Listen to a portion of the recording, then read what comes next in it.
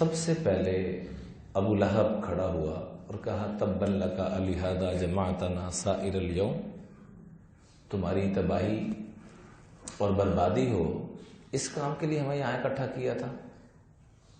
ساتھ اس نے دوسرا سوال کیا کہ اگر میں مسلمان ہوتا ہوں تو مجھے ملے گا کیا؟ ابو لہب نے یہ سوال کیا، اگر بالفرض میں تمہاری بات مان لیتا ہوں تو ملے گا کیا اس پہ؟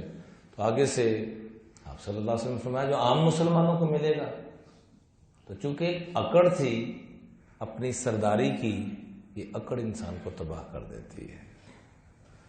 اکڑ امام الانبیاء کی موجودگی میں اور اکڑ امام الانبیاء صلی اللہ علیہ وسلم کی رشتہ داری کی نسبت کے باوجود اس کو نہ بچا سکی۔ ذرا بات پہ غور فرمائیے گا، میرے آپ کے حضور صلی اللہ علیہ وسلم کے ساتھ کوئی رشتہ داری تو نہیں ہے نا؟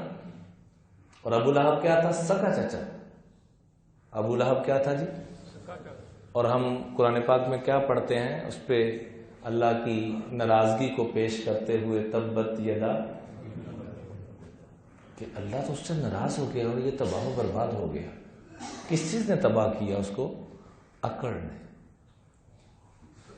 آج اگر ہمارے اندر بھی اکڑ ہوئی تو ہم اپنی نسبت قائم کر رہے ہیں ابو لہب کے ساتھ۔ فیصلہ کر کے آج ہم نے جانا ہے انشاءاللہ، بولیے انشاءاللہ۔ اکڑ پیدا کر کے ابو لہب کے ساتھ نسبت قائم کرنی ہے کہ عاجزی پیدا کر کے آقا کی غلامی میں آنا ہے؟ سارے بولیے نہیں، آج کچھ فیصلہ کر کے جائیں۔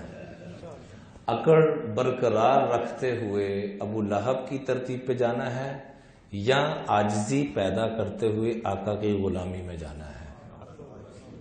کیونکہ آقا کی غلامی میں اللہ مجھے بھی توفیق دے، آپ کو بھی توفیق، اللہ پوری امت کو توفیق دے۔ عاجزی میں بڑی خیریں برکتیں ہیں۔ جو پھل جس درخت پہ لگتا ہے اسی پہ لگتا ہے جو جھکا ہوا ہوتا ہے، جو اکڑا ہوتا ہے نا کرلے کی طرح، اس پہ کچھ بھی نہیں لگتا۔